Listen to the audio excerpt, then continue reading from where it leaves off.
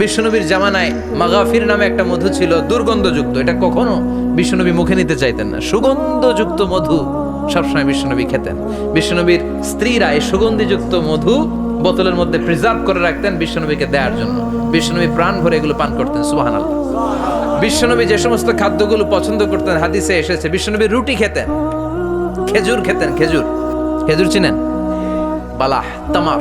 দুধ খেতেন, এই মধু খেতেন, জব খেতেন, বার্লি খেতেন, লাউ খেতেন, রুম্মান, ডালিম ফল, আনার ফল। আনার চিনেন? আনার, এই আনার খেতে পছন্দ করতেন বিশ্বনবী। মাশরুম খেতেন, মাশরুম, মাশরুম চিনেন? ব্যাঙের ছাতার মতো। রেস্টুরেন্টে ইদানিং মাশরুমের স্যুপ পাওয়া যায়, এটা খাবেন। যাদের চোখের জ্যোতিতে সমস্যা, দৃষ্টিতে সমস্যা, খাবেন। হাদিসে এসেছে আল কামআতু মিনাল মান ওয়া মাউহা শিফাউন লিল আইন। মাশরুম হলো মান্না সালোয়ার মতো খাবার। মাশরুমের স্যুপ যারা খাবে, চোখের জ্যোতি যাদের কম,